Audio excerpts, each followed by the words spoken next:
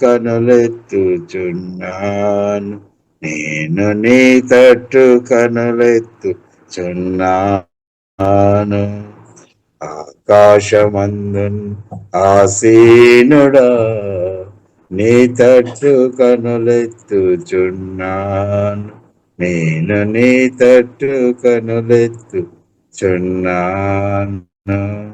ఆకాశమందున్ ఆసీనుడా, నీ తట్టు కనులెత్తుచున్నాను, నేను నీ తట్టు కనులెత్తుచున్నాను. హల్లెలూయా. స్తోత్రం యేసయ్యా, నీకు వందనాలు. స్తుతులు, స్తోత్రములు తండ్రి, స్తోత్రం స్తోత్రం. Praise Lord. Amen. Hallelujah. Praise the Lord. తండ్రి నీకు ఆరాధన, దేవా స్తోత్రం స్తోత్రం. హల్లెలూయా. ప్రియులారా, కూడి వచ్చిన ప్రతి ఒక్కరికి ప్రత్యేక వందనాలు. మనం కలిసి ప్రార్థన చేయడానికి, ఆరాధన చేయడానికి దేవుడు చూపిన హృదయాన్ని బట్టి వందనాలు. హల్లెలూయా. స్తోత్రం స్తోత్రం. ప్రియులారా, ఒక వాక్యం మనం చదువుదాం. మొదటి తెస్సలోనికీయులకు రాసిన పత్రిక 5వ అధ్యాయము 23-24 వాక్యం చదువుదాం. మొదటి తెస్సలోనికీయులకు రాసిన పత్రిక 5వ అధ్యాయం 23-24. సమాధానకర్తయగు దేవుడే. వాక్య భాగంలో మనం చూస్తుంటే మన దేవుడు సమాధానం అనుగ్రహించే దేవుడు, సమాధానకర్తయగు దేవుడు. దేవుడే మనల్ని సంపూర్ణముగా పరిశుద్ధపరచును గాక. మీ ఆత్మయు జీవమును శరీరమును మన ప్రభు అయిన యేసుక్రీస్తు రాకడయందు నింద రహితముగాను సంపూర్ణముగాను ఉండినట్లు కాపాడబడును గాక. మిమ్మల్ని పిలిచువాడు నమ్మకమైన వాడు, అలాగూ చేయును. ఆమేన్. ఇప్పుడు ఇలా మనం చూసినట్లయితే మన దేవుడు మనల్ని అందరిని పిలిచాం, ప్రేమతో పిలిచాం, కరుణతో పిలిచాం, హృదయంతో పిలిచాం. ఇప్పుడు మన దేవుడు పిల్లల కరుణా సంపన్నుడు. కాబట్టి ఆ తండ్రి అయిన దేవుడు మనందరితో కరుణ చూపామన్నమాట. ఇప్పుడు మనందరూ క్రిస్తువును నమ్మిన, కలువరి శిలువలో యేసుక్రీస్తు మన కొరకు ప్రాణం పెట్టాం, సమాధానం తెలియలేచాం అని హృదయంలో విశ్వసించి ఎవరైతే నోటితో యేసుక్రీస్తు ప్రభువు అని ఒప్పుకున్నారో వారందరూ రక్షణ పొందారు, పాపక్షమాపణ పొందారు. వారు దేవుని కరుణలో ఉన్నామన్నారు. కాబట్టి దేవుని నమ్మిన మీరు పిల్లల దేవుని యొక్క గోడ్స్ మేడ్స్, దేవుని యొక్క కరుణలో మనం ఉన్నామన్నమాట. దేవుని యొక్క దయలో మనం ఉన్నాం. దేవునికి స్తోత్రం. దేవుని కోపంలో కాదు, స్తోత్రం. కాబట్టి ప్రియులారా, దేవుని కరుణ ప్రియులారా మనం చూసినట్లయితే చాలా గొప్పది అనమాట. చాలా అంటే చాలా గొప్పది. కాబట్టి దేవుడు నా ఒక హృదయంలో దేవుడు నన్ను పిలిచినప్పుడు దేవుడు చూపిన ఆ దర్శనములో ప్రియులారా చూసినట్లయితే దేవుడు అద్భుతాల కనులు మధ్యలో ప్రభు నన్ను చూసిన ఒక దర్శనం చూసామన్నమాట. ఆ దర్శనంలో ప్రియులారా చూసినట్లయితే ప్రభు కన్నులు చాలా కరుణతో నన్ను చూస్తున్నట్టు నన్ను చూసామన్నమాట. కరుణ, దేవునికి స్తోత్రం. కాబట్టి ప్రియులారా, దేవుడు నన్ను మాత్రం కాదు, ప్రతి ఒక్కరు తండ్రి దేవుడు యేసుక్రీస్తు ద్వారా, యేసుక్రీస్తు నమ్మిన ప్రియులారా మనల్ని కరుణతో దయతో ప్రభు చూస్తున్న దేవుడు, కోపంతో కాదు, కరుణ కలిగిన దేవుడు అన్నమాట. కాబట్టి దేవుని కరుణ ప్రియులారా, దేవుని యొక్క మేర్సి చాలా గొప్పది, చాలా గొప్పది. రెబెక్కా గర్భంలో యాకోబు ఏశావు ఉన్నప్పుడు కూడా ప్రియులారా దేవుడు యాకోబును ఎన్నుకున్నామన్నమాట. దేవుని చిత్తం అన్నమాట. యాకోబుని అనుకోండి. మనం ఒకసారి ఇలాగే మన ప్రశ్న అడుగుతారు మనుషులు. కాబట్టి ఏశావును కూడా ఎన్నుకోవచ్చు కదా. ఏశావు కూడా దేవుడు నిర్మించే వ్యక్తి దేవుడే కదా, దానికి ఆధారం. కాబట్టి ఏశావును కూడా ఎన్నుకోవచ్చు కదా అని అడగవచ్చు. బట్ మనం చూసినట్లయితే దేవుని యొక్క సంకల్పంలో కొందరు స్పెషల్ పోలింగ్ ఉంది అనమాట. దేవుని చేతిలో ఉంది. దేవుని మనం తప్పు పుట్టడానికి వీల్లేదు. మనం చూడవచ్చు, అబ్రహామును దేవుడు పిలిచినప్పుడు దేవుడు పిలిచారు, కరుణతో పిలిచారు. ఆ కాలంలో చాలా భక్తులు బ్రతి ఉండొచ్చు, చాలా ప్రజలు ఉన్నారు. కానీ ప్రియులారా మనం చూసినట్లయితే దేవుని పిలుపు అబ్రహాం మీద వచ్చింది అనమాట. దేవునికి స్తోత్రం. హల్లెలూయా. కాబట్టి దేవుని పిలుపు ఇస్సాకు మీద వచ్చింది. దేవునికి స్తోత్రం. దేవుని పిలుపు దేవుడు యాకోబును చూసాము అనుకోండి, తన రాజ్యం కొరకు, ఇశ్రాయేల్ ప్రజలు క్షేమం కొరకు. కాబట్టి నూతన ఇశ్రాయేల్ అదే సంఘం అనమాట, జీవం గల దేవుని ఒక సంఘం. ఇప్పుడు నూతన ఇశ్రాయేల్ ఒక ప్రియులారా క్షేమం కొరకు జీవం గల దేవుడు మనల్ని ఎన్నుకున్నాం. మనం దేవునికి స్తోత్రం. నిన్ను నన్ను ఎన్నుకున్నాం సంఘక్షేమం కొరకు. హల్లెలూయా. సంఘక్షేమం కొరకు అనమాట, నూతన ఇశ్రాయేల్ కొరకు. హల్లెలూయా. దాని యొక్క సేవ కొరకు జీవం గల దేవుడు ప్రియులారా మనల్ని ఎన్నుకున్నామంటే దేవునికి స్తోత్రం. కాబట్టి అబ్రహామును దేవుడు పిలిచాం, ఎన్నుకున్నాం. దేవునికి స్తోత్రం. ఇస్సాకును దేవుడు పిలిచాం, ఎన్నుకున్నాం. యాకోబును దేవుడు ప్రత్యేకంగా స్పెషల్ గా ఎన్నుకున్నట్టు పరిశుద్ధ గ్రంథం మనకు అనిపిస్తుంది. అలాగే నిన్ను కూడా జీవం కన్నా దేవుడు క్రీస్తు ద్వారా ఎన్నుకున్నా కాబట్టి దేవునికి స్తోత్రం. హల్లెలూయా. కాబట్టి దేవుని కరుణ పొందిన, దయ పొందిన నువ్వు కృంగిపోవాల్సిన అవసరం లేదు. సాతానుకు అబద్ధాలు నమ్మవద్దు. సాతానుకు అబద్ధాలు విండిన వారు కృంగిపోతాయన్నమాట. అంటే సత్యం పరిలారమని అర్థం చేసుకోవాలి. సత్యంగా పరిశుద్ధాత్మ సహాయం వలన మనం అర్థం చేసుకోవాలి. ఇప్పుడు నువ్వు కృంగిపోవద్దు. కాబట్టి పరిశుద్ధ గ్రంథంలో మనం చూడవచ్చు. యెషయా గ్రంథము ప్రియులారా మనం చూసినట్లయితే 43వ వచనములో మనం చూడవచ్చు. అయితే యాకోబు నిన్ను సృష్టించిన వాడు యెహోవా, ఇశ్రాయేలు నిన్ను నిర్మించిన వాడు ఇలాగూ సెలవుచున్నాడు. ఏం చెప్పారు దేవుడు? నేను నిన్ను విమోచించి ఉన్నాను. ఇప్పుడు యేసుక్రీస్తు విమోచకుడు. నేను నిన్ను విమోచించి ఉన్నాను, భయపడవద్దు. పేరు పెట్టి నిన్ను పిలిచి ఉన్నాను, నీవు నా సొత్తే, నా సొత్తు. అంతే, నా సొత్తు. యేసుక్రీస్తు ఒక సొత్తు మనందరం. జీవగల దేవుని ఒక సొత్తు మన. హల్లెలూయా. ఇది మనం ఒప్పుకోవాలి, కన్ఫ్యూజ్ చేయాలి. ఎందుకంటే యేసుక్రీస్తు పరిశుద్ధ రక్తం ఇచ్చి మనల్ని కొనామని మాట. కాబట్టి నువ్వు నేను దేవుని సొత్తు అన్నమాట. దేవుడు మన యజమానుడు, జీవగల దేవుడు మన యజమానుడు.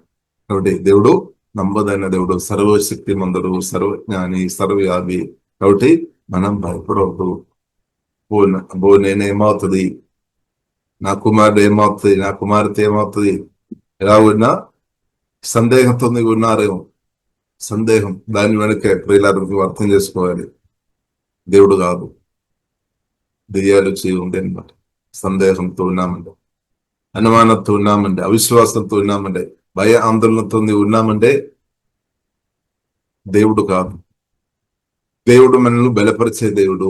చూడండి, భయపడకుము, నేను నిన్ను విమోచున్నాను, భయపడకుము, పేరు పెట్టి నిన్ను పిలిచున్నాను, నీవు నా సొత్తు. అంతే, సత్యం అన్నమాట.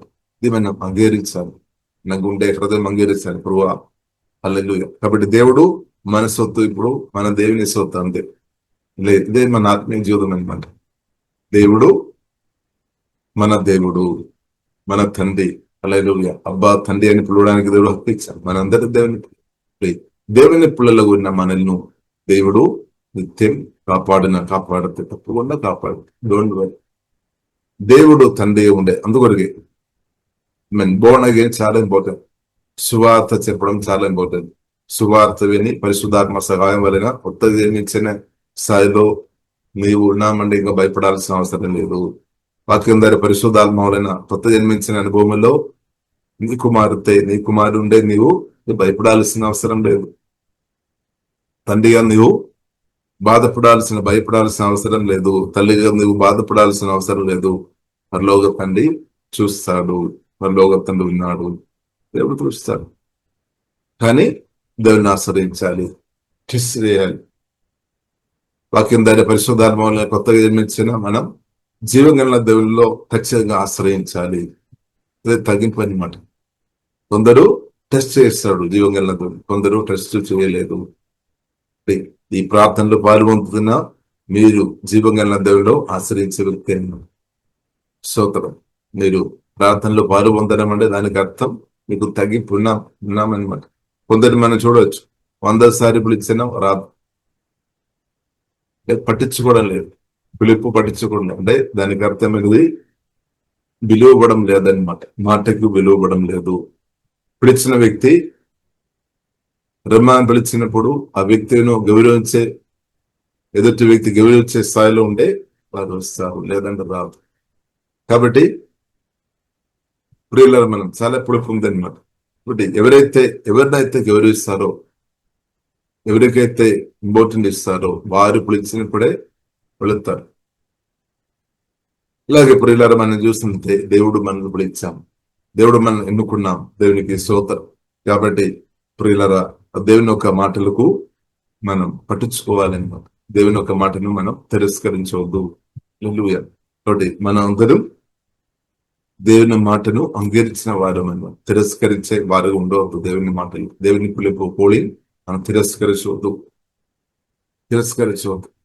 మోషేను దేవుడు పిలిచినప్పుడు ప్రియులారా మనం చూడవచ్చు, చాలా సాకులు చెప్పి మోసే నేను నత్తివాడనని, మాట సరిగా రాదు అని, బలహీనుడని, రకరకాల తనలో ఉన్న బలహీనత మోసే గుర్తించాలి.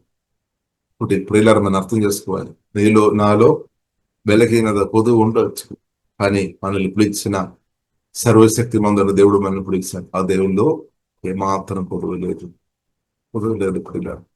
కొదువ లేని దేవుడు నిన్ను పిలిచిన కాబట్టి నీలో ఏదైనా పొదుగు ఒకవేళ ఉండే కూడా జీవం కలిగిన దేవుడు తీర్చాడు ప్రియులారా.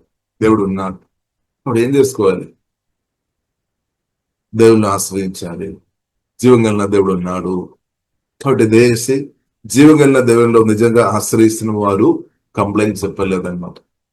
నీవు కంప్లైంట్ చెప్తున్న వ్యక్తి ఉండే, నీవు కంప్లైంట్ చెప్పిన వ్యక్తి ఉండే, దాన్ని దూషిస్తున్న వ్యక్తి ఉండే, నువ్వు పూర్తిగా జీవం కలిగిన దేవునిలో ఆశ్రయించడం లేదు అని అర్థం.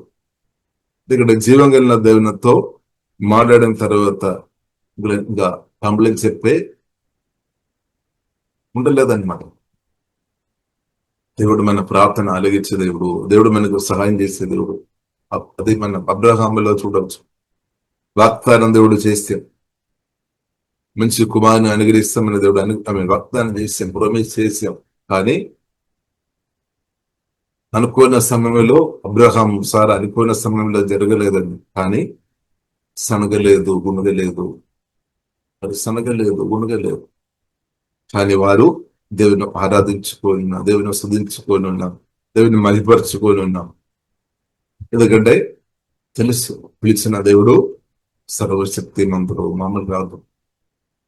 దారి మధ్యలో వదిలేసి వెళ్ళే దేవుడు కాదనమాట. తప్పకుండా ఖచ్చితంగా సహాయం చేసే దేవుడు అన్నమాట. స్తోత్రం. కాబట్టి మనం ఏం చేసుకోవాలి? వేచి ఉండాలి. కంబళి దేశ చెప్పవద్దు. కొందరు మనం చూసినట్లయితే కంబళి చిన్నది కానీ పెద్ద కావచ్చు. కాబట్టి దేశ ప్రియుల మన కంప్లైంట్ చెప్పే వారు ఉండవద్దు. మనం దేవుని కృపలో ఉన్నాం, దేవుని కరుణలో ఉన్నాం, దేవుని దయలో ఉన్నాం. దాన్ని బట్టి మనం స్తుతించేవారు ఉండాలి, ఆరాధించేవారు ఉండాలి, దేవుని మహిపరిచేవారు ఉండాలి. ఇప్పుడు ఖచ్చితంగా దేవుడు తన చిత్తం నెరవేరుస్తాడు. నీ చిత్తం నీ జీవితంలో నెరవేర్చబడలేదేమో, నీ ఆలోచన నీ జీవితంలో నెరవేర్చబడలేదేమో బాధపడవద్దు. పరలోక తండ్రికి ఒక చిత్తం ఉంది, ఆలోచన ఉంది. అది నా జీవితంలో, మీ జీవితంలో, మనందరి జీవితంలో, ఈ జీవితంలో నెరవేర్చబడిన అంతే. దానికి మన ఆమెను చెప్పే వారుగా మనం ఉండాలి. నా చిత్తం, మీ చిత్తం, వేరే వారి చిత్తాలు జరగలేదేమో బాధపడవద్దు. కానీ నా తండ్రి ఆకాశ భూమి సముద్రం సరిచిన జీవంగా దేవ, నా చిత్తం నా జీవితంలో జరిగిన, మీ చిత్తం ప్రభు, మీ చిత్తం నా జీవితంలో జరిగినాక, ప్రభు మీ చిత్తం నా కుమారుని జీవితంలో జరిగిన కానీ ప్రార్థన చేయాలి. అది అసలైన ప్రార్థన, అది నిజమైన ప్రార్థన. ప్రభు మీ చిత్తం నా కుమార్తె పట్ల జరిగినాక, జీవగన్న దేవ ప్రార్థన ఆలగించారు. ప్రార్థన ఆలగించి దేవుడు అనుగ్రహించింది. నీ కుమార్తె జీవితంలో ప్రార్థన చేయాలి. ప్రార్థన ఆలగించి దేవుడు అనుగ్రహించిన నీ కుమారుడు నీ కుమార్తె జీవితంలో ప్రార్థన చేయాలి. తండ్రి నీ చిత్తం జరిగినట్టు ప్రార్థన చేయాలి. చాలు. ఇప్పుడు దేవుడు చిత్తం జరిగినప్పుడు దాని గురించి నువ్వు బాధపడాల్సిన అవసరం లేదు. అది ఆశీర్వాదం అన్నమాట. దేవుడు ఏదైతే నిర్ణయంలో ఉన్నారో అది మన జీవితంలో జరుగుతున్నప్పుడు సరి మనం ఆలోచన చెప్పిన జరగలేదు కాబట్టి మనకు చెడుగా ఒకడు ఉండవచ్చు, బాధగా ఉండవచ్చు. కానీ దానిలో మధ్యలో ఉంది. ఎందుకంటే మన దేవుడు ఆది అందం ఎరిగిన దేవుడు. మీకు నాకు ఆది అందం తెలియలేదు పూర్తిగా. ఒకవేళ తెలిసినా గానీ పరిశుద్ధ గ్రంథం చదువుతున్నప్పుడు అర్థం అవుతుంది. కానీ ఆది మందం అని మనం పూర్తిగా మన మనుషులం కాబట్టి ఇంకా నెక్స్ట్ నిమిషం ఏం జరుగుతుందని మనకు పూర్తిగా తెలియలేదు. కానీ జీవగల దేవునికి అన్ని తెలుసు. ఇప్పుడు దేవుడు ప్రియులారా ఎప్పుడు కూడా మంచిదే చేస్తాడు కానీ చెడు నుండి తప్పిస్తాడు. ఇది మనం అర్థం చేసుకోవాలి. దేవుడు మనకు మేలే చేస్తాడు కానీ కీడు చేయలేదు. ఇప్పుడు జీవగల దేవుని దేసి నీ హృదయ మనసు తప్పుపట్టవద్దు. కాబట్టి ఒకవేళ చెప్తారేమో, ఇలా చెప్తారేమో, నేను అడుగుడి ఇస్తామని చెప్పారు కదా, అడుగుతారు అని అడిగేవారు. మనందరం అడుగుతాం. అడిగినప్పుడు ఇస్తాడు. తన చిత్తంలో ఉన్నదే ఇస్తాడు. చిత్తంలో లేనది అంటే జీవగల దేవుడు ఇవ్వలేదు. అది మన మేలు కొరకు అని సత్యం రెగ్యులర్ మనం అర్థం చేసుకోవాలి. మేలు కొరకు, కీడు కొరకు కాదు. ఇప్పుడు దేవుడు తన చిత్తంలో ఉన్న మనకు మేలుగరగా ఉన్నది మాత్రం అనుగ్రహించే దేవుడు అన్నమాట. ఎందుకంటే నీవు నేను క్షేమంగా ఉండాలి, సంతోషంగా ఉండాలి, సమాధానంగా ఉండాలి, నెమ్మది ఉండాలి. కానీ మనం ఎట్లా, నేను అడిగినదే ఇవ్వాలి. అప్పుడే మన హృదయానికి సంతోషం. తర్వాత వస్తున్న ఇబ్బందులు వచ్చినప్పుడు తర్వాత ఇంకా మరలా ఏడ్స్తాను అనమాట. దానికంటే ఎక్కువ ఇప్పుడు ఏడ్చిన దానికంటే ఎక్కువ తర్వాత ఏడుస్తాను. దేవునికి తెలుసు. అందుకొరకే ప్రియులారా మనం అర్థం చేసుకోవాలి. దేవుడు తన చిత్తంలో ఉన్నదే మనకి ఇస్తాడు. చిత్తం లేనిది జీవం కలిగిన దేవుడు నీ కోడ్లు ఇస్తామని ఎంత మంది మధ్యలో నిలబడిన కానీ దేవుడు చేయలేదు. దేవుడు ఎందుకంటే దేవుడు నీతి కలిగిన దేవుడు, దేవుడు ప్రేమ కలిగిన దేవుడు. దేవుడు మన మేలు కోరుతున్నాం అన్నమాట. దానిలో మేలు ఉంది, కీడు కాదు. మనం చూస్తున్నప్పుడు కీడే కనిపిస్తుందని నేను అడిగాము ఇవ్వలేదు. కాబట్టి అడిగదంతా దేవుడు ఇచ్చే దేవుడు కాదు. తప్పుపట్టగలను. అడగాలి. వాక్యానుసారంగా దేవుని చిత్తానుసారంగా ఉన్నది మాత్రం దేవుడు ఇస్తాడు. ఈ విషయంలో మనం చూడవచ్చు. కాబట్టి దేవుని తప్పుపట్టడానికి వీళ్ళు. ఒకవేళ మనం దేవుని తప్పుపట్టుకొని ఉండే మనకే నష్టం. ఇప్పుడు దేశం మనం దేవుని దేశం తప్పుపట్టవద్దు. ముందు ఆల్రెడీ దేవుని తప్పుపట్టిన స్థాయిలో ఉన్నారు. దానిలో చాలా మంది ఇప్పుడు కూడా ప్రార్థనకు రాలేని వారు ఉండవచ్చు. దేశ జీవంగా దేవుని తప్పుపట్టకండి. మనం మార్వల్స్ ఉండాలి. దేవుడు మేలు చేసే దేవుడు, కీడు చేసే దేవుడు కాదు. కీడు నుండి విడిపించే దేవుడు. ఒకటి భయపడకము, పేరు పెట్టి నేను పిలుచున్నాను, నీవు నా సొత్తు. నువ్వు జలములో బడి దాటినప్పుడు నేను నీకు తోడే ఉండును. చాలు కాదు, దేవుడు మనకు తోడుండే చాలు. ఇప్పుడు కొందరు మనుషులు ఈ రోజు నీకు తోడుగా ఉండలేదేమో. ఒకటి దాని గురించి నువ్వు బాధపడవద్దు. ఒకటి మనుషుల కంటే మనుషులను సరి తిన్న దేవుడు ఇంకా గొప్పవాడని సత్యం అర్థం చేసుకోవాలి. నీవు జలములో బట్టి దాటినప్పుడు నేను తండ్రి వారి పరిశుద్ధాత్మ తిరేగ దేవుడు మనకు తోడు ఉన్నామని చాలు. నీవు జలములో బట్టి దాటినప్పుడు నేను నీకు తోడై ఉండును. నదుల్లో బట్టి వెళ్ళినప్పుడు అవి నీ మీద పొర్లి పారలేదు. నీవు అగ్ని మధ్యను నడిచినప్పుడు కాలిపోలేదు. చాలు. ఇప్పుడు నీవు ఈరోజు జలములో బట్టి నడిచే అనుభవంలో మీరు ఉన్నారు. సమస్యలు వరదలాగా ప్రవహిస్తున్నాను, దాని మధ్యలో నువ్వు నిలబడుతున్నారు. కానీ జీవం గల దేవుడు ఇలా మన తోడున్నా కాబట్టి అది నీ మీదే పొర్లి పారలేదు. నువ్వు అగాల మరణం, దుర్మరణం జరగలేదన్న సాతానాలు చెప్తారని. కానీ ఇప్పుడు ఇలా యేసు రక్తం, యేసు నామం వాక్యములో ఆశ్రయిస్తాం. యేసు రక్తములో, యేసునామలో, వాక్యములో ఆమెను ఆశ్రయిస్తున్న నీవు ఆరోగ్యం ఆమె అనుభవించిన దీర్ఘాయుసు కలిగినాక నదుల్లో బట్టి వెళ్ళినప్పుడు అవి నీ మీదే పొంది పారవు. నీ వక్త మధ్యలో నడిచినప్పుడు పారిపోలేదు, అది పోలేదు. ఎందుకంటే జీవం కలిగిన దేవుడు కాపాడుతారని కాపాడితే దేవుడు ఉన్నాడు కాపాడితే. దేవుడు నీ ఆత్మను బలపరిచినాక, ప్రాణగాయాలను స్వస్థపరిచినాక, ప్రాణాన్ని దేవుడు, జీవం కలిగిన దేవుడు ఓదార్పు అనుగ్రహించింది. బైబిల్లో రాయబడి దుఃఖంతో ఉన్న వరకు దేవుడు ఓదార్పు ఇచ్చే దేవుడు, సంతోషం ఇచ్చే దేవుడు. అంటే ఆ దేవుడు దుఃఖాన్ని ఆనందకరంగా మార్చినాక, సంతోషం అనుగ్రహించినాక, సమాధానం అనుగ్రహించినాక, నెమ్మది అనుగ్రహించినాక, కాబట్టి ప్రాణం అది అనుభవించినాక అదే జీవం గల దేవుని అనుభవించడం అనుకుంటే ఇప్పుడు ఎప్పుడైనా దేవుడు నా ప్రాణాన్ని ఓదార్పు వేసే దేవుడు అనమాట, బలపరిచే దేవుడు, ఆత్మను బలపరిచే దేవుడు. కాబట్టి శ్రేష్టం అనేది మనకు ఇచ్చే దేవుడు అనమాట. శ్రేష్టం అనేది మనకు అనుగ్రహించే దేవుడు. మనం కొన్ని విషయాలు అడిగాం, కొన్ని విషయాలు దొరికాం, కొన్ని విషయాలు దొరకలేదేమో బాధపడదు.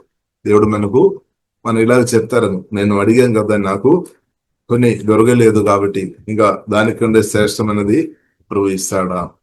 అదే మనం చూడొచ్చు. కానపల్లి వందలో ప్రియులారా, యోహాను సువార్త 2వ అధ్యాయంలో మనం చూడొచ్చు. పొదువు వచ్చాం, మరియా వెంటనే ప్రభు దగ్గర వెళ్ళాం, ప్రభుతో మాట్లాడాం, పొదువు ఉంది, పెళ్లి వందలో ఉన్న పొదుగా చెప్పాం. కాబట్టి ప్రభు చెప్పే నా సమయంగా రాలేదు, వేచి ఉండాలి. కాబట్టి ప్రభు శిష్యులకు ఆజ్ఞాపించాను, ఏం చేయాలో ఆజ్ఞాపించాను. వీళ్ళు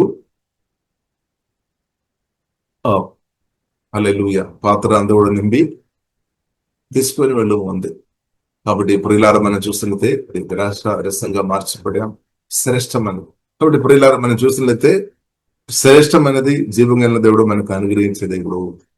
దానికి సాధ్యం అనమాట. మన ఇప్పుడు కోరిన దానికంటే ఇప్పుడు మనం అడుగుతున్న కొన్ని విషయాలు మనం అడుగుతున్నారని అంటే దానికంటే శ్రేష్టమైనది కూడా ఇవ్వడానికి జీవం కలిగిన దేవునికి సాధ్యం. ఇది మనం అర్థం చేసుకోవాలి. కానీ ఇది అర్థం చేసుకోవాలి. ఇప్పుడు మనం అడుగుతున్న కొన్ని విషయాలు పొంది ఉండొచ్చు, కొన్ని పొందలేదు అంటే దానికి అర్థం ఇంకా శ్రేష్టం అనేది జీవం కలిగిన దేవుడు నీకు అనుగ్రహించిన అంతే. స్తోత్రం. కాబట్టి నిరాశ చెందొద్దు, బాధ చెందవద్దు, నిరాశ చెందవద్దు, బాధ చెందవద్దు, నిరాశ చెందవద్దు అనమాట. నిరాశతో నీవు ఉండాలని ఈవిల్ స్పిరిట్ కోరుకుంది, దయ్యాలు కోరుతుంది. నిరాశతో నీవు ఉండాలి, డిప్రెషన్ లోనే ఉండాలి, ఎడ్చిపోయి ఉండాలి, దయ్యాలు కోరుతున్నాయి అనమాట. దేవుడు కోరుకోవడం లేదు. కాబట్టి ప్రియులారా మనం అర్థం చేసుకోవాలి, జీవం కలిగిన దేవుడు శ్రేష్టమైనది మనకు అనుగ్రహించే దేవుడు. శ్రేష్టమైన ఈవుల గురించి పరిశుద్ధ గ్రంథం మనకు నేర్పిస్తుంది. పనిలో తండ్రి అనుగ్రహిస్తుంది. కాబట్టి నీవు నేను వేచి ఉండాలి, ఇంకా మనం ఆశ్రయించాలి. దేవుడు శ్రేష్టమైనది అనుగ్రహిస్తున్న శ్రేష్టమైన జీవంగా దేవుడు అనుగ్రహిస్తాడు పిల్లలు. కాబట్టి అప్పుడు దాకా మనం ఉండాలి అంటే, ఆ శ్రేష్టమైన దేవుడు మనకు అనుగ్రహించినప్పుడు అది మనం అనుభవించాలంటే, అది మనం చూడాలి అంటే, నీవు ఈరోజు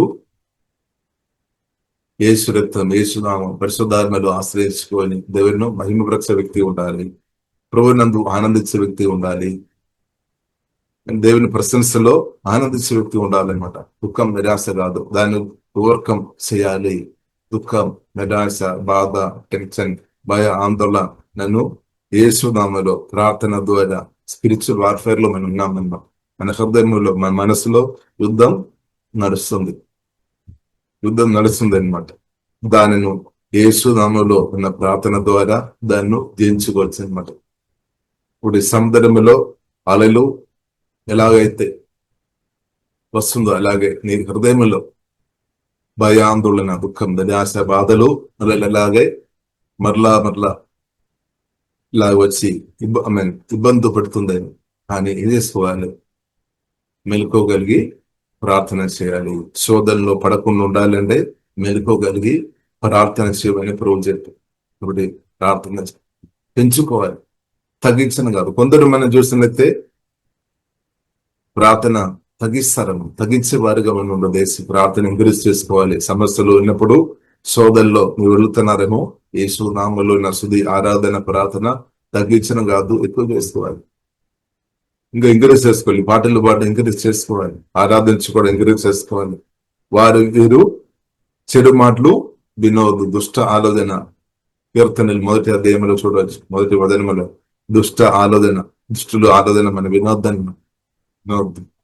దేవుని ఆలోచన వినాలి. దుష్టులు ఆలోచన మనను తప్పుడు త్రోవలో నడిపిస్తుంది అన్నమాట. కానీ దేవుని ఆలోచన, దేవుని స్వరం రిసీవ్ చేసుకోవాలి.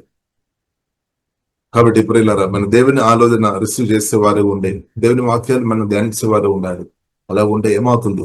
దేవుడు నిన్ను కట్టి లేవనెత్తాడనమాట. ఇంకా బలపరిచి అనేకులకు ఆశీర్వాదకరమైన దేవుడు తప్పకుండా వాడతారు. కాబట్టి జీవంగల దేవుడు మీ ఆత్మను బలపరిచిన, హృదయంలో శాంతి, సమాధి, నెమ్మది జీవంగల దేవుడు అనుగ్రహించినాక, ఆరోగ్యం అనుగ్రహించినాక, దీర్ఘాయుస్సు అనుగ్రహించినాక. కాబట్టి శోధనను ప్రార్థన ద్వారా జయించాలి. దుఃఖాన్ని, నిరాశను, బాధను, టెన్షను ప్రార్థన ద్వారా జయించాలి. ఎలా ఉంది పరిస్థితి? ప్రార్థన ద్వారా జయిస్తున్నామా? స్తోత్రం. జయించాలి. ప్రార్థన ద్వారానే సాధ్యం, సుధుల ద్వారానే సాధ్యం. వాక్య గర్గం వాడుకోవాలి. సాతాను ఆలోచనను ఓవర్కమ్ చేయాలి. అబ్రహాం ఓవర్కమ్ చేశాను ప్రార్థన ద్వారా, సుధుల ద్వారా సాతాను వయసును జయించామన్నమాట. అందుకొరకే విశ్వాసంలో బలం పొందామన్నమాట. ఇప్పుడు ఎలా ఉంది మన పరిస్థితి? విశ్వాసంలో మనం ఇంగ్రీస్ అవుతున్నామా, తగ్గిపోతున్నామా? విశ్వాసంలో మనం తగ్గిపోతున్నామంటే దేవుని స్వరం నుండి నీవు దూరంగా ఉన్నట్టే, వేరే స్వరం వెళ్ళున్నావు. కానీ అందుకొరకు మనం మన హృదయాన్ని ట్యూన్ చేసుకోవాలన్నమాట. మన ఆత్మను ట్యూన్ చేసుకోవాలి. ప్రార్థన ద్వారా ట్యూన్ చేసుకోవాలి. దేవుని స్వరం విన్నట్టు, దేవుని స్వరం వినాలి, ఇతరులతో చెప్పాలి. ఇప్పుడు నీవు ప్రవక్త ఉండాలన్నమాట. నిండిలో నీవు పరిశుద్ధాత్మతో నింపబడి ప్రవక్తరాలుగా ఉండాలి. ఎవరైతే దేవుని స్వరం విన్నారో, ఆ స్వరాన్ని చెప్తారో వారే ప్రవక్త అని సత్యమైన అర్థం చేసుకోవాలి. కాబట్టి నిండిలో నీవు ప్రవక్త ఉండాలి. పరిశుద్ధాత్మ నింపబడిన ప్రవక్తరాలు ఉండాలి. దేవుని చిత్తం స్తోత్రం. కాబట్టి సాతాను స్వరాన్ని దేవుని స్వరం ద్వారా బ్రేక్ చేసుకోవాలన్నమాట. సాతాను స్వరాన్ని దేవుని స్వరం ద్వారా బ్రేక్ చేసుకోవాలి. దేవుని మాటలు నువ్వు పలకాలి అన్నమాట. దేవుని మాటలు పలకాలి. నేను ఏమాత్రమైన విడువను, ఎన్నడూ ఎడబావను అని చెప్పిన దేవుని మాటలు పలకాలి. కొందరు చెప్తారేమో దేవుడు చూడలేదని కొందరు చెప్తున్నారేమో. కానీ అది సత్యం కాదు. దేవుడైతే 24 hours ఇశ్రాయేలుక పరిపాలకుడు దేవుడు, జీవగల దేవుడు. నిద్రపోలేదు, వినుగుడు నిద్రపోలేదు.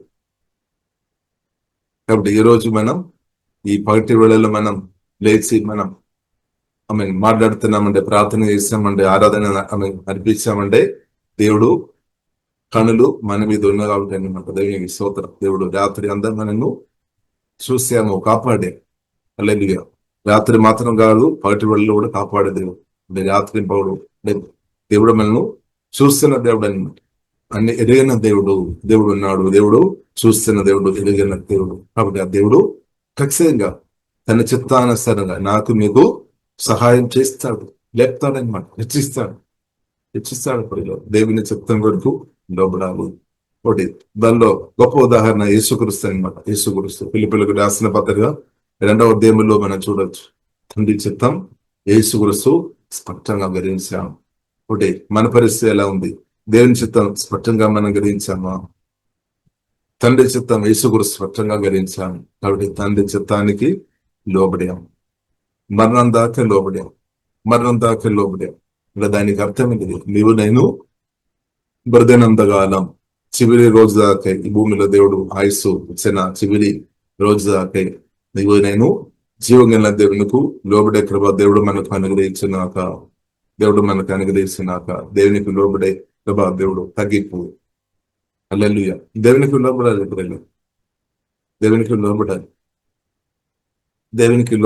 దేవునికి స్తోత్రం. దేవునికి లోబడుతున్న వారు గుడ్ను వస్తుంది అనమాట. దేవునికి లోబడుతున్న స్థాయిలో నీవు ఉన్నామంటే నీకు గుడ్ను వస్తుంది అనమాట. నీకు మేలు ఉంది, ఏడు కాదు, హెచ్చింపు ఉంది అనమాట. దేవునికి లోబడుతున్నామా? నేను దేవునికి లోబడాలి, నా భార్య దేవునికి లోబడాలి, నా కుమార్తె దేవునికి లోబడినాక, మన పిల్లలు దేవునికి లోబడినాక అంతే. మనం లోబడాలి, మన పిల్లలు కూడా దేవునికి లోబడాలి. ఇది మనం నేర్చుకోవాలి, మనం నేర్పిస్తున్నాము. దేవునికి లోబడుతున్నామా? నన్ను గౌరవిస్తున్నామా? చెప్పిన మాట వింటున్నారా? స్తోత్రం. చెప్పిన మాట వినాలి. స్తోత్రం. పిల్లలు తల్లిదండ్రులను గౌరవించాలి. దానివల్ల ఏమవుతుంది? ఆయుస్సు, మేలు వస్తాయి అన్నమాట. కీడు కాదు, మేలు వస్తాయి. కాబట్టి పరిశుద్ధ గ్రంథం మనకు నేర్పిస్తుంది, జీవం కలిగిన దేవుడిని మనం గౌరవించినప్పుడు, దేవునికి లోబడుతున్నప్పుడు ఖచ్చితంగా మేలు అన్నమాట, కీడు కాదు. కాబట్టి దేవునికి నువ్వు లోబడుతున్నామా? దేవునికి లోబడుతున్న వ్యక్తి ఉంటే నీకు మంచి భవిష్యత్తు ఉంది. నీకు బాధపడే అవసరం లేదు. నీవు గాని, మనం గాని, మన పిల్లలు గాని దేవునికి లోబడుతున్నామంటే చక్కని రోజులు జీవం కలిగిన దేవుడు అనుగ్రహించినట్టు అంతే. కాబట్టి అనుమానంతో ఉండాల్సిన అవసరం లేదు. అనుమానంతో ఉన్న వ్యక్తులు దేవుని వాక్యానికి లోబడే విషయంలో వారు అనుమానములు ఉన్నారని. దేవుని వాక్యానికి లోబడే విషయంలో అనుమానంతో ఉండవు. దేవుని వాక్యానికి లోబడాలి, అదొక్కటే చేస్తాను చాలు. సింపుల్. దేవుడు తప్పకుండా నెరవేరుస్తాడు. కాబట్టి మనం నేర్చుకోవాలి, మన పిల్లలను చెప్పాలి, భయపడవద్దు. స్తోత్రం. ప్రేమతో చెప్పాలి, గౌరవించుకొని చెప్పాలి, వాక్యంగా చెప్పాలి. వాక్యం చెప్తున్నప్పుడు గుండెలు గాయాలు వస్తాయని చెప్పకుండా ఉండవద్దు, చెప్పాలి. వాక్యానికి నువ్వు లోబడమని చెప్పాలి. ఆ మాటని బట్టి వాని గుండెలో గాయాలు రాకుండా నువ్వు కాపాడుతున్న ప్రాంతం. హల్లెలూయా. ఇప్పుడు దేవునికి లోబడుతున్నప్పుడు దేవుడు మన గుండెను కాపాడుతుంది. కానీ దేవునికి లోబడలేని వ్యక్తుల గుండెలు గాయాలు ఎక్కువ రావడానికి అవకాశం. దేవునికి లోబడుతున్న వ్యక్తి హృదయాన్ని దేవుడు సమాధానంతో, దేవుడు తన ప్రేమతో, తన జీవభాగ్యంతో దేవుడు కాపాడుతున్నమాట. కాబట్టి జీవంగా దేవునితో కలిసి బ్రతుకుతున్న స్థాయిలో ఉండే గుండె గాయాలు తగ్గిపోతాయని అర్థం. కానీ జీవంగా దేవుని నుండి ఎంత దూరంగా ఉండే గాయాలు ఎక్కువ రావడానికి అవకాశాలు ఎక్కువైనమాట. ఎందుకంటే ఈవిల్ స్పిరిట్ అవకాశం వరకు వేచింది. కాబట్టి ప్రియులారా, మన ప్రభుతో కలిసి ముందుకు వెళదాం. జీవం కలిగిన దేవునితో కలిసి మనం ముందుకు వెళదాం. దేవుడు గాయాలు కలుగుతాడు. అదే 1 Peter 2:24 పవర్ఫుల్ మెడిసిన్ అన్నమాట. యేసుక్రీస్తు పొందిన దెప్పుల చేత, గాయముల చేత స్వస్థత నొంది ఆత్మ, ప్రాణం, శరీరం. అది కూడా మనం చూస్తుంటే అడ్వాన్స్ గా మెడిసిన్ ముందే దేవుడు సిద్ధపరిచామన్నమాట. గాయం వచ్చిన తర్వాత కాదు, గాయం రాక మునిపే కలువరి శిలువలో యేసుక్రీస్తు నా కొరకు, మీ కొరకు ప్రాణం పెట్టాం. తల్లి నుండి అరకాలకి ఎన్నో గాయాలు, దెబ్బలు పొందాయి. ప్రభువుకు తెలుసు మీకు నాకు కూడా గాయం రావడానికి అవకాశం ఉంది. అలాగే కాబట్టి యేసే పొందిన గాయముల చేత స్వస్థత నొందింది. కాబట్టి నీ గాయం గురించి మనం చాలా పెద్దగా చెప్తారని. ప్రతి ఒక్కరికి వారి జీవితంలో వేసిన గాయాలు పెద్దది. కొన్నిసారి కొన్ని గాయాలు వచ్చినప్పుడు అన్కాన్షియస్ అనుభవాలు వెళుతారు. కాన్షియస్, సబ్ కాన్షియస్, అన్కాన్షియస్ అంటే సులువుగా కోల్పోయే కొన్ని పరిస్థితులు, కొన్ని న్యూస్ విన్నప్పుడు కాబట్టి ఆయన దేవుడు కాపాడుతాడన్నమాట. అన్కాన్షియస్ గాయాల దేవుడు స్వస్థపరిచినాక కాన్షియస్, సబ్ కాన్షియస్ జీవగల దేవునికి అది సాధ్యం. ప్రభువుకు పరిశుద్ధాత్మ దేవునికి అది సాధ్యం అనమాట. దేవునికి స్తోత్రం. కాబట్టి దేవుడు మీ ఆత్మను బలపరిచినాక, ప్రాణగాయాలను దేవుడు స్వస్థపరిచినాక, ప్రాణగాయాలను స్వస్థపరిచి ప్రాణగాయంతో మిట్లాడుతున్న ప్రజలను స్వస్థపరచడానికి పరిశుద్ధాత్మ దేవుడు నిన్ను వేసేదని అభిషేకించి ఛానల్గా వాడిన ప్రాంతం. నీవు గాయపరిచిన స్థాయిలో ఉన్నారని ప్రాణం, కానీ గాయాన్ని జీవంగల దేవుడు తప్పకుండా స్వస్థపరుస్తాడు, ఖచ్చితంగా స్వస్థపరుస్తాడు. ఒకవేళ మీరు చెప్తారు, అబ్బో నా గాయాలు ఎంత లోతైనదని, ఎంత పెద్దదని, ఎంత ఘోరమైనదని ప్రజలకు తెలియదు. మనోప్రభు దేవునికి తెలుసు, జీవగల దేవునికి తెలుసు, పరిశుద్ధాత్మ దేవునికి తెలుసు. గాయాలు దేవుడు తప్పకుండా కడతాడు. గాయాలు దేవుడు కడతాడు, తప్పకుండా కడతాడు. జీవగల దేవుడు కడతాడు. దేవునికి స్తోత్రం. నా జీవితంలో కూడా నేను చాలా గాయం పొందని వ్యక్తి, స్తోత్రం. కాబట్టి దేవుడు ఎన్నోసారి అభిషక్తులను వాడుకున్నారు. పరిశుద్ధాత్మ నింపబడిన అభిషక్తులను దేవుడు గాయ కట్టడానికి దేవుడు వాడుతారు. ఒక దేవజన్ ఒక మీటింగ్ లో వెళ్ళి ఉన్నప్పుడు వారు ప్రార్థన చేసేప్పుడు డైరెక్ట్ దేవుడు పరిశుద్ధాత్మ దేవుడు నా ప్రాణాన్ని తాకి నిలబడుతున్నాం అనమాట అందరు. కానీ కిందకి పడిపోతున్నట్టు అలాగో కానీ వెంటనే మెల్లగా సేవలో కూర్చున్నాం అనమాట. కానీ పరిశుద్ధాత్మ దేవుడు ఆపరేషన్ చేస్తాడు, అంటే గాయాలు కడతాడు అనమాట. పరిశుద్ధాత్మ దేవునికి సాధు. ఒకటి నీ గుండెలో ఉన్న గాయాన్ని గురించి నువ్వు బాధపడే అవసరం లేదు. జీవగలను దేవుడు స్వస్థపరుస్తాడు. ఇంకా సాతానుకు ఉద్దేశం మన హృదయం గాయపరచడం అనమాట. గాయపరచి కొత్త జన్మించిన మన ఆత్మలో ఉన్న ఆశీర్వాదాలు బయటకు రాకుండా బయట చేస్తాయి అనమాట. సాతాను ఒక తొందరం అనమాట. అందుకని చెరలో ఉన్నవారును వాక్యం ద్వారా పరిశుద్ధాత్మకుడు విడిపిస్తాడు. ప్రాణగాయాలను స్వస్థపరిచి విడిపిస్తాడు. ప్రాణగాయాలతో నువ్వు ఉన్నామంటే తప్పకుండా ప్రార్థనకు రావాలి. పరిశుద్ధాత్మ నింపబడిన అభిషక్తులు ప్రార్థన మీటింగ్ లో నువ్వు పాలు పొందాలి. ఇప్పుడు పొందుతున్నామా? గాయపరచబడిన నువ్వు పరిశుద్ధుల అభిషక్తులు ప్రార్థన మీటింగ్ లో నువ్వు పాలు పొందుతున్నామా? లేదంటే నీవు ఒంటరిగా ఉన్నారని సాతాను మనసులో ఆలోచన బట్టి ఒంటరిగా ఉంటే నువ్వు అలాగైనా ఉండిపోతాయి. కాబట్టి నువ్వు పరిశుద్ధుల సహవాసములు అభిషక్తుల సహవాసములోనికి ప్రార్థనగా ముందుకు రావాలి. ముందుకు రాకుండా దెయ్యాలు చాలా చూపిస్తాడు. దెయ్యాలు చూపిస్తాడని వారు అలాగే ఇలాగే రకరకాలు. కాబట్టి ప్రియులారా, మనం పరిశుద్ధాత్మ నింపబడిన వాక్యం మనకు చాలు. మరెంత పొడుగు ఉంది, ఏ బట్టలు తెలిసి ఇదంతా మనకు అనవసరం. మనకు బుడదలు కావాలి, స్వస్థ కావాలి. కాబట్టి వారు ఏ కార్లో వస్తున్నారు, ఏ కలర్ ధరించుకొని వస్తున్నారు, ఇదంతా మనకు అనవసరం. వారు ఒక పాత్ర అనమాట. వాళ్ళ కొన్ని లోపాలు ఉండవచ్చు, దాన్ని పట్టించుకొని ఉంటే నువ్వు ఎలాగ విడుదల పొందుతారు. కాబట్టి ఇప్పుడు ఇలాగా ప్రార్థన గురుగా రావాలి. పొదువు తెరిచే ప్రభువులు ఆశ్రయించుకొని ప్రార్థనకు రావాలి. నన్ను తాకుము ప్రభు అని ప్రార్థన దాహంతో రావాలి. దేవుడు ఖచ్చితంగా విడిపిస్తాడు. కాబట్టి ఇప్పుడు ఇలా ప్రాణగాయాలతో ఉన్నవారిను సాతాను ఏం చేస్తాడు? ప్రాణగాయాలు బట్టి ప్రాణగాయపరిచి బంధిస్తాడన్నమాట. డిప్రెషన్, దుఃఖం, నిరాశ దానిలోనికి తీసుకొని వెళ్తారు. ఒంటరి వీళ్ళు ఉండే సాధ్యమైతే ఒంటరితనంలోనికి తీసుకుని వెళ్ళదు. వారు అక్కడే దుఃఖం, నిరాశ, బాధతో బ్రతుకుతారు. నేను దేవుని చిత్తం వారు బయటకు రావాలి. బయటకు రావాలంటే తప్పకుండా పరిశుద్ధాత్మతో నింపబడిన అభిషక్తులు ప్రార్థనలు కూడా నువ్వు ప్రార్థన పాల్గొందాలి. ఒంటరి ప్రార్థన మంచి, అది మాత్రం సరిపోలేదు. ప్రాణం గాయపరచబడిన వ్యక్తి, అన్కాన్షియస్ అలాంటి గాయపరచబడిన వ్యక్తి స్వయంగా వారు బయటకు రాదనమాట. యోసేపు బావిలో పడినట్టు యోసేపు స్వయంగా దాని నుండి బయటకు రాదు, హెల్ప్ కావాలన్నమాట. ఇప్పుడు పరిశుద్ధాత్మ నింపబడిన అభిషక్తులు హెల్ప్, ప్రార్థన, వాక్యం వాక్యం దేవుని డైరెక్ట్ వాయిస్ మనకు అవసరం అనమాట. అవసరం కూడా నేను అది అనుభవించాను, అందుగురు చెప్తాను. నేను అది చాలాసార్లు అనుభవించాను, అందుగురు చెప్తాను. అవసరం కాబట్టి కొందరు అనుకున్నారు నాకు అవసరం లేదని. అవసరమే. అందుకొరికి పరిశుద్ధ గ్రంథం మనకు నేర్పిస్తుంది. ఎఫెసీయులు రాసిన 4వ అధ్యాయంలో రాయబడింది. ఎఫెసీయులకు రాసిన 4వ అధ్యాయం అపోస్తలులు, ప్రవక్తలు, సువార్తికులు, బోధకులు, కాపులు అవసరం లేదంటే దేవుడు ఇవ్వలేదు. అవసరం ఉన్నా కాబట్టి దేవుడు నియమించాను. కాబట్టి ప్రియులారా, మనం అర్థం చేసుకోవాలి, వివరించాలి. వారి పురుషు నెగిటివ్ విషయాలు చెప్పవద్దు.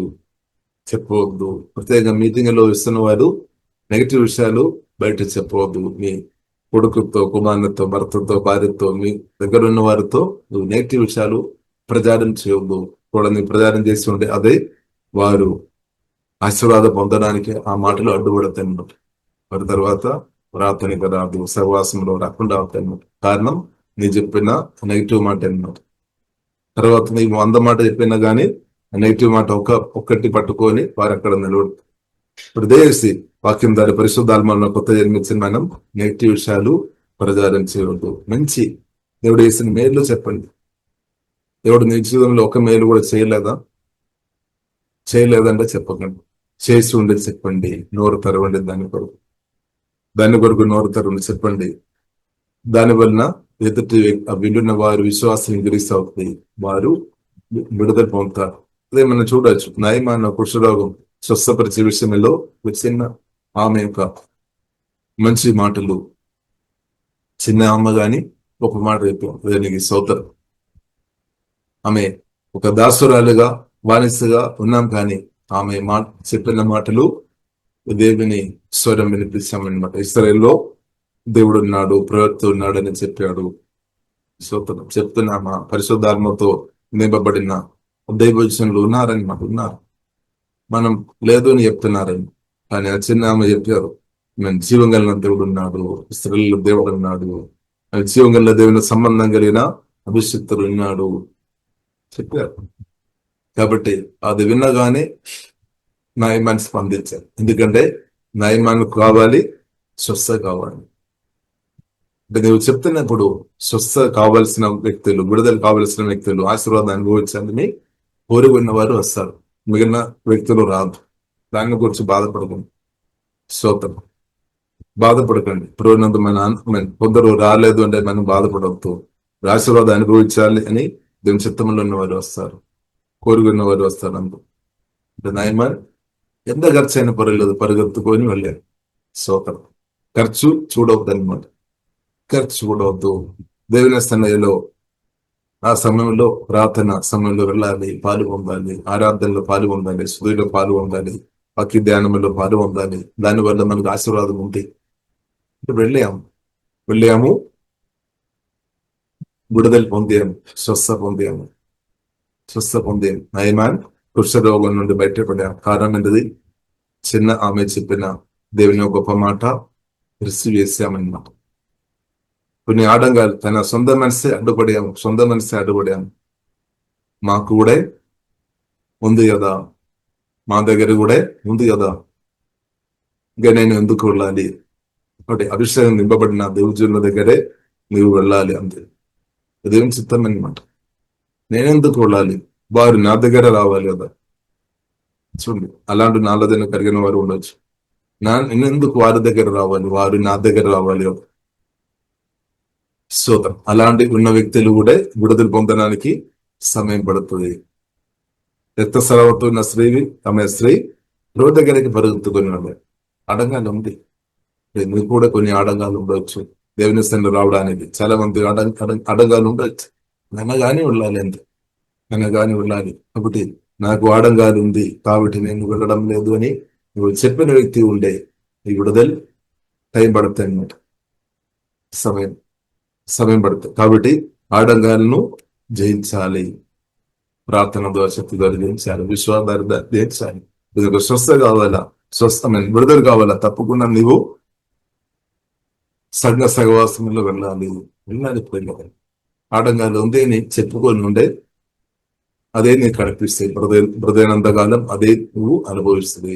అని దాన్ని జయించాలి. ఆ కృపదేవుడు అనుగ్రహించినాక దాన్ని జయించాలి. నిర్ణయం తీసుకోవాలి. ప్రార్థన శక్తి పొందాలి, ముందుకు వెళ్ళాలి, అంతే. విడుదల పొందాలి, మేలు పొందచాలి, దీవెన పొందిన స్థాయిలో ఉండాలి. కాబట్టి ఆడంగాలను నువ్వు నన్ను గెలిచేవారు ఉండాలి. అలాంటి మంచి నిర్ణయాలు తీసుకోవాలి. ఆడంగాలు ఉంది అని చెప్పి నువ్వు ప్రార్థనకు వెళ్లకుండా ఉన్న వ్యక్తి అంటే నువ్వు తప్పుడు నిర్ణయం చేసుకోలేన్నావు. అదే నువ్వు విడుదల పొందలేని పరిస్థితుల్లో బ్రతకడానికి కారణం. కాబట్టి మంచి నిర్ణయం తీసుకోవాలి. ఇప్పుడు కొందరు అనుకున్నారు పర్లేదని. సరే, పర్లేదు అంటే పర్లేదు, నీకు పర్లేదని ఇంకెవరు శ్రోతం. కాబట్టి ప్రియులారా, మనం అర్థం చేసుకోవాలి. మనకు పర్వాలేదంటే ప్రభు కూడా అంతే, నీకు పర్వాలేదు నాకు ఎందుకు, అంతే మనం అర్థం చేసుకోవాలి. అందుకు ప్రభు స్పష్టంగా అడిగాను, 38 సంబంధిస్తున్న పక్షవాతం నీకు మనసు ఉందా స్వస్థ పొందడం? నీకు మనసు లేదు అంటే ఎవరికి ప్రియులారా. ఇప్పుడు మనకు మనసు ఉండాలి, మన కోరి ఉండాలి, నేను మేలు పొందాలి, క్షేమం పొందాలి, దీవెన పొందాలి, హెచ్చి పొందాలని మన కోరి ఉండాలి. అలాంటి కోరి ఉన్నవారు మామూలుగా ఒక చోటు ఉండలేదు. వారికి ప్రార్థన ద్వారా పరిశుద్ధాత్మను ఆశ్రయించుకొని ఆడంగాళ్ళు తొలగించుకొని వారి ముందుకు కొనసాగించబడుతుంది. ఒకటి మన హృదయంలో పరిశుద్ధాత్మదోడు కోరిగా అనుగ్రహించినాక విడుదల పొందాలని, స్వస్థ పొందాలని, మేలు పొందాలని మన కోరిక జీవంగల దేవుడు అనుగ్రహించుగాక. కాబట్టి యేసుక్రీస్తు తండ్రికి లోబడి తండ్రికి హెచ్చించాం. ఇప్పుడు మనం దేవునికి లోబడుతున్న వ్యక్తి గురించాం. నీవు నీ పిల్లలు దేవునికి లోబడే స్థాయిలో ఉండే తప్పకుండా హెచ్చిస్తాడు. నిన్ను హెచ్చిస్తాడు, నీ పిల్లలను కూడా హెచ్చిస్తాడు. నీ కుమారుడు దేవునికి లోబడిన స్థాయిలో ఉండేసారు దేవుడు హెచ్చిస్తాడు. నీ కన్నారు చూస్తాడు. నీ కుమారుడు దేవునికి లోబడిన స్థాయిలో ఉండాలి. మనం దేవునికి లోబడిన స్థాయిలో ఉండాలి. దానిలో మాత్రం ఎక్స్క్యూజ్ లేదనమాట, ఎవరికి లేదు. కాబట్టి మనందరం దేవునికి లోబడి ముందు కొడదాం. కృపా దేవుడు మనకు అనుగ్రహించినాక ఇక క్రిస్తు తండ్రికి లోబడి అదే క్రిస్తు నువ్వు తండ్రి మనలో నాటే. కాబట్టి క్రిస్తు మనలో అందరిలో ఎదిగినాక ఇప్పుడు మనం దేవునికి శుభాలుగా బ్రతుకుతూ అలాంటి నీకు నాకు మంచి భవిష్యత్తు ఉంది అన్నమాట, మంచి రోజులు ఉంది. అలాగే వాక్యం ధర దేవుడు మనలో ఎదిగించినాక ప్రియులారా ప్రార్థన చేస్తాం. పరిశుద్ధ మా ప్రేమ గల తండ్రి, మాకు అనుగ్రహించిన తండ్రి మంచి సమయాన్ని బట్టి వందనాలు ప్రభావ. మీ వాక్యాన్ని బట్టి వందనాలు తండ్రి. మీ వాక్యం ముందు మమ్మల్ని సమర్పిస్తున్నా తండ్రి. వాక్యం ద్వారా మమ్మల్ని శుద్ధి చేయమో తండ్రి, కడుగుమో తండ్రి. ఆమె తండ్రి శిఖారాధన మా మనసు నూతన పరచం ప్రభావ, ఆత్మ అధికంగా బలపరచునండి ప్రభావ. ఎవరైనా తండ్రి గాయపరచబడిన స్థాయిలో ఉండే వారి గాయాలు ప్రభావ ఇప్పుడు స్వస్థపరచమని ప్రార్థన నలిగిన హృదయం స్వస్థపరిచే ప్రభావ. మీ యొక్క ప్రేమ అభిషేకం ప్రభావ తండ్రి వారు గాయములు స్వస్థపరచబడిన దాన్ని ఏమోటిస్తే ఆత్మ బలపరచండి, ప్రాణాన్ని కడుగుమందని శుద్ధి చేయమందని ప్రభావ. మీ ప్రేమతో కుమ్మరించు, జీవంతో మహిమతో కుమ్మరించు. అనేక వ్యక్తిలోగా ప్రాణగాయాలు స్వస్థపరిచే వ్యక్తిగా దాన్ని అభిషేకించి దవా లేవనెత్తమని ప్రార్థనిసి దవా సిఖారాధన ఎడంబ కరబిల ఎప్పుడు వేసినందను దవా ఒక అభిషేకంతో కుమ్మరించు అని ఈ సాధనంగా వాడుకోబోతుంది. బలపరచు ఆత్మ ప్రాణ శరీరం తండ్రి బలపరచు తండ్రి. నోడి ఎడంబ కరబిలే తండ్రి ఎవరైనా తప్పుడు నిర్ణయాలు చేసుకొని ప్రార్థనకు ఆరాధన సహవాసానికి రాకుండా ఉన్న వారు ఎవరైనా ఉండే వారికి మారు మనస్సు దవాదేవి దవా తప్పుడు నిర్ణయాల నుండి వారిని విడిపించండి. మేము సిక్క ఆరాధన వ్యవస్థ అలాగే ఎవరైనా బావిలో పడిన స్థాయిలో మేము లోతైన గాయం పరచబడిన స్థాయిలో ఉన్నవారు ఉండే తండ్రి వారిను తండ్రి రెప్పించుమో తండ్రి. ఏ ఒక సమస్యతో ఉన్నా సరే కృవా వారిను తండ్రి వారికి మంచి ఆలోచన దేవా మీరు కలుగా దయచమని ప్రార్థనిస్తున్నాం తండ్రి. ఓహి డాబాకారుడు తగ్గిపు మనసు దేవా దయమో తండ్రి, లోబడే మనసు దేవా దయచమో తండ్రి. మేలు పొందాలని కోరిక పుట్టించుకుందండి, ఆశీర్వాదాలు అనుభవించాలని కోరిక ఆశ దేవా దయచమని దయచేయమని ప్రార్థనిస్తున్నాం తండ్రి. ఓహి డాబాకారుడు దేవుడు విడిపిస్తాడని, దేవుడు హెచ్చిస్తాడని విశ్వాసం తండ్రి ప్రతి ఒక్కరిలో దేవా మీరు దయచేయమని ప్రార్థనిస్తున్నాం. ఆమె జీవంగల దేవుడు ఉన్నాడని ఆమె నయమాన్తో మాట్లాడిన దేవా, నయమాను కుష్ఠరోగం మార్చడానికి ఇశ్రాయేలు ఒక జీవంగల దేవునికి సాధ్యమని ఆమె వాళ్ళు నేర్పించి అది విని ఆమె ఎలాగైతే స్వస్థ పొందారు అలాగే తండ్రి ఎవరైతే ఇబ్బందికరమైన సమస్యలు ఉన్నారు వారు జీవంగల దేవుడు ఉన్నాడని అర్థం చేసుకొని ప్రభు దగ్గర వచ్చి ప్రభు ద్వారా దేవా పూర్తిగా స్వస్థ పొందుకొని విడుదల పొందుకొని సేవ పొందుకొని ఆ సాక్ష్యం కలిగిన వారుగా అనేకులకు ఆ సాక్ష్యం చెప్పి అనేకులను క్రిస్తు ప్రేమలోనికి దేవుని రాజ్యంలోనికి నడిపించే బిడ్డలుగా కృప దేవా జీవంగల తండ్రి దయచేముతండి. ఇప్పుడు వచ్చిన ప్రతి ఒక్కరిని పేరు వేరు దీపిస్తున్నాం తండ్రి. మహిమ గణత మీకు అభిస్తున్నాం. యేసు నామములో ప్రార్థన చేస్తున్నాము గొప్ప మా పరమ తండ్రి, ఆమేన్. ఇప్పుడు ఇలా మనం ఒక మాట ప్రార్థన చేస్తాం. మన పీటర్ గారు ఉన్నారు, మాట ప్రార్థన చేస్తారు. స్తోత్రం. హల్లెలూయా హల్లెలూయా తండ్రి. ఓకే ఇలా మనం ఓకే తండ్రి నా దేవుని ఒక ప్రేమ యేసుక్రీస్తు ఒక కృపా పరిశుద్ధాత్మ దేవుని యొక్క నిరంతర సహవాసం అందరికీ ప్రార్థన చేస్తాను. ఈ విషయంతో యేసుక్రీస్తు రెండవ రాకడ దాకా ఉంటున్నాను. ఆమేన్.